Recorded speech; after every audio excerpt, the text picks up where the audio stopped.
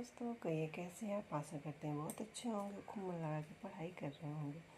तो आप लोग की तैयारी कैसे चल रही है। हम बात कर रहे हैं यूपी टीजीटी की, जिसमें से हमारा सब्जेक्ट रहेगा संस्कृत का। तो आज का हमारा टॉपिक रहेगा उत्तर रामचरितम। और उत्तर रामचरितम में हम देखेंगे बहुभूति के बारे में। पहले इनका संक्षिप्त परिचय देखते हैं। उत्तर रामचरितम तृतीय अंक है। पहले इसका थोड़ा सा देखते हैं तृतीय अंक में क्या है।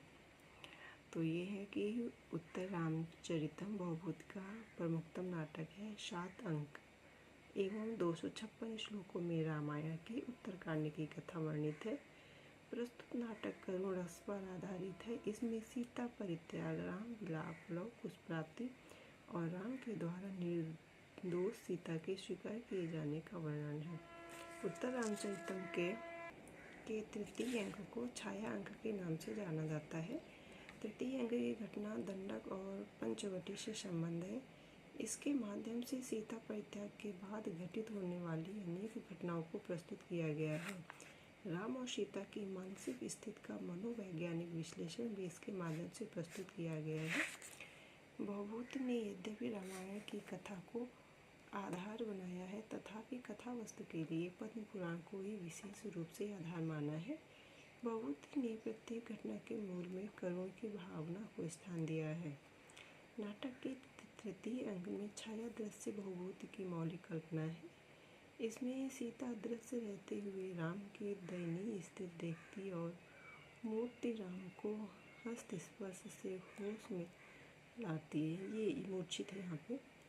वासंती, तमसा और मुरला ये पात्र बहुभूति की कल्पना है। तो ये हमारा हुआ उत्तर रामचरितम का शॉर्ट। चलिए आइए हम लोग देखते हैं बहुभूति के बारे में। तो ये हमारे कुछ शॉर्ट्स नोट्स बहुभूति के बारे में। देखिए, वैसे तो बता दें आप लोग को, उत्तर रामचरितम में 256 श्लोक है और तृतीय अंक में जो टीजीटी में सिलेबस है उसमें 48 श्लोक है। तो चलते हैं बहुभूति के बारे में देखते हैं। पितामह इनकी है भट्टगोपाल, पिता है नीलकंठ, माता जतुकर्णी यानी कि जातुकर्णी है। बहुभूति का मूल नाम क्या है। बहुभूति का मूल नाम है श्रीकंठ या भट्ट श्रीकंठ। गुरु है इनके ज्ञान निधि कुमारिल भट्ट। बहुभूति का दार्शनिक नाम उदुम्बर या अंबिकाचार्य या उम्बेक है। इनका जन्म स्थान की बात करें तो इनका जन्म स्थान है दक्षिण भारत में पद्मपुर नगर। इनकी उपाधि है पदवाक्य प्रमाणज्ञ। ये बहुत ही इम्पोर्टेंट है। पद से आशय व्याकरण का, वाक्य से आशय है मीमांसा का, प्रमाण से आशय है न्याय का। दूसरी उपाधि है वस्य वाक्य। तीसरी है परिणत प्रज्ञ। चौथी है शिखरणी कवि। इनका वंश गोत्र की बात कर लेते हैं तो इनका वंश है काश्यप। जाति है कृष्ण यजुर्वेद की 33वीं शाखा पाटी ब्राह्मण। आश्रयदाता देखते हैं तो कान्यकुब्ज नरेश यशोवर्मा के आश्रयदाता थे। इनका समय है 650 ईस्वी से 750 ईस्वी के बीच, यानी कि 7वीं शताब्दी का उत्तरार्ध।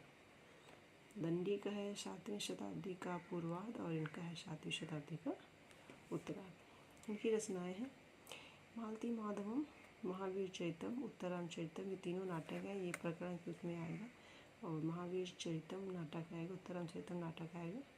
मालती माधव में 10 अंक है, महावीर चरितम में 7 अंक है, उत्तर रामचरितम में 7 अंक है। और यही अभी प्रश्न पूछा गया था 2022 की टीजीटी में कि बहुभूति के कितने नाटक हैं। तो 95% बच्चों ने लगाया था 3 नाटक।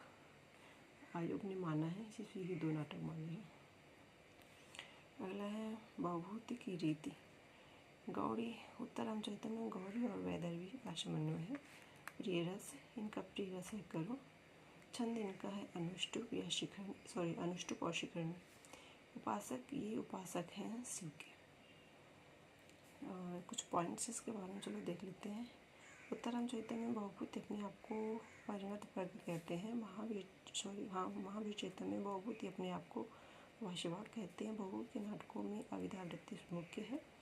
भवभूति की कृतियों में ओजगुण वैदिक के है। क्षेमेंद्र ने सुब्रत तिलक में भवभूति को शिखरणी की प्रशंसा में उसे निराग्र तरंगिणी कहा है, और ये भी लिखा उसके बारे में, भवभूति शिखरणी निराग्र तरंगिणी रुचिरा घनवर्धे या मयूरी नृत्यति। अगला पॉइंट है, भवभूति के तीनों नाटकों में विरोचक का सर्वथा अभाव है। तो ये हुआ भवभूति के बारे में, भवभूति के बारे में कुछ डिटेल हुआ। अगले वीडियो में हम लोग देखते हैं उत्तर रामचरितम का परिचय। तो चलिए मिलते हैं अगले वीडियो में। आप लोग बताइए आप लोग की यूपीटीटी की तैयारी कैसे चल रही है।